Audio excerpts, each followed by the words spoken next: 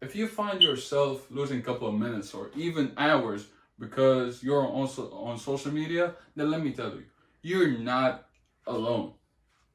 Today, we'll talk about social media, and these are my work excited. What we'll discuss today? We'll discuss three main points I chose for this presentation. One is the addiction of social media. Two is the isolation of social media and how we became more isolated because of social media. Three is how our data is being sold, with or without our knowledge, by social media to different parties. So one, the phenomenon of social media addiction. Well, we all use social media. It's a thing for us. It's the day-to-day thing to us. But some people might use social media to connect with their friends and families, while some might just use it to watch a couple of videos, and some might just use it to waste time. However, the phenomenon addiction of social media still exists. The Healthline, which is a famous website that collects health information all around the US and all around the world, indicated that about 10% of the people living in the United States are addicted to social media. Just think about that number. 10%. When I say 10% of the United States, it's a really big deal. 10% means you're talking about 10 million to 15 million people living in this country who are addicted to social media. And they also indicated that that number might also increase because of the general use. Well, think about it. You got 10% of the country admitted to be addicted to social media. What about the other 90? I know most of them will also admit that they are addicted to social media. The other source that also explains this point is the USA Today. The USA Today indicated that between 2007 to 2018, suicide rates have increased in those between the age of 10 to 24 about 60%. 60%. Well, think about it. Social media have raised or became popular around that time, around 2007, 2008. It's debatable, but we could tell after 2012 to 2018, that's the era or that's the time when social media have exploded. It became all around the world. Well, at that same time, suicide rate have increased. And see, that's the problem. Coming back to the Healthline, which is the website we quoted 2 minutes ago, that indicated about 10% of people living in the United States are addicted to social media. The same website states that the downside of social media are one, anxiety, two, low self-esteem, three, the fear of missing out, or they call it FOMO, and four, disturbed sleeping pattern. Well, they only indicated four. However, the USA Today also introduced another downside, which is suicide. Well, the addiction still continues, and that's the problem. Well, now we talked about the addiction of social media. Now let's talk about the isolation of social media. How we became more isolated to social media. Before that, we just gotta acknowledge that teenagers are the strong presence of social media. Without teenagers, social media would have not become social media. Teenagers control social media. They're the strongest muscle for social media. They act as the heart, the beating heart for social media. Forbes reported two different studies given by two different universities. One, the University of Pittsburgh in Pennsylvania, and two, the University of West Virginia. Well, the University of Pittsburgh in Pennsylvania indicated that teens who use social media are 3 times more likely to fall in or to become socially isolated. Well, see, that's the problem. We could tell that teens are socially isolated. When we go out into some premise or vicinity, or we just going out for pleasure, we could see or we could tell that everyone is on their phones, especially teenagers. And they became, little by little, became socially isolated. Well, that's one problem. Forbes also indicates, or also reported a report given or a study given by West Virginia University, where West Virginia University declares that in college students, negative social media experiences are linked to depression.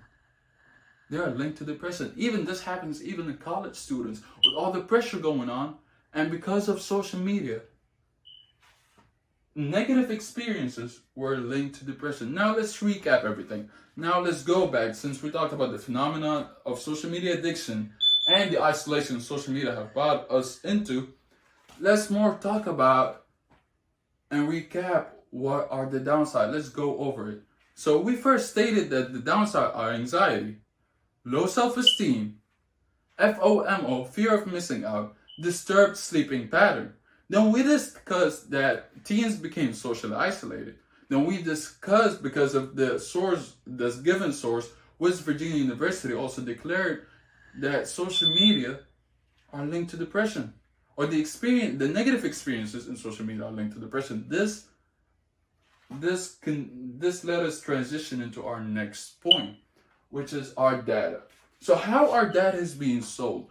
Some data are being sold with or without our knowledge, but we don't know yet. And see, that's the problem. We don't know how or where our data is going. How do they process our data? Because we never met those people who work in social media. We never met Mark Zuckerberg. However, we trust him with our photos, our comments. We trust Twitter with our tweets. But we don't know what's really going on behind the scenes. And that's why I'm going to talk about the data. Well, some people might ask, okay, so you're saying that our data is being sold, but how do they get our data? Let me tell you, they get our data by using 3 ways. First, they trace our posts, they trace our activity, and they trace our like. They duplicate stuff that we like or we might like because they want to get more money off us. Because it says, it's a famous quote that explains that if you're not paying for the product, then you are the product. Well, the Allstate website indicates that according to Market Watch, 20,000 people have deleted Facebook because or over the scandal that broke in. This scandal broke in recently back in 2018-2019 when Congress questioned Facebook and their founder, Mark Zuckerberg, on the data and how do they get the data and what do they do with their data? What are their intentions to do with the data? With the so many questions given to Mark Zuckerberg replied, answering that question by stating that, and I quote, "My personal data is also being sold." Well, he didn't answer the question, did he? But he showed us that also Mark Zuckerberg, the founder of Facebook, one of the people who created social media, his data is also being sold. Well, talking about this, people might think, okay, what should I do? What's the next step? How could I reduce? I don't want to go in mental illness. I don't want to become depressed. I don't want to go into anxiety. I don't want to go into suicide. How could I reduce that? Then I don't want to be a part of these problems. Well, let me tell you.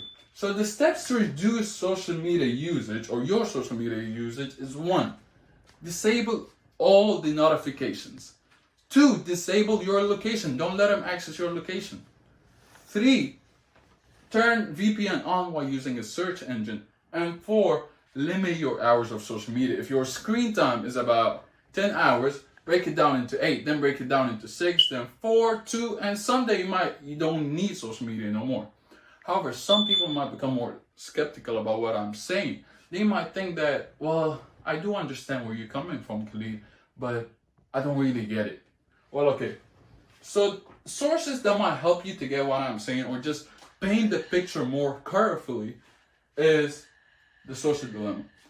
This example is one source that you might use to gain more knowledge and going in depth about social media and understanding what's really happening. Because to be honest, this problem is elusive and enigmatic. However, let's be more pragmatic. We use social media every day.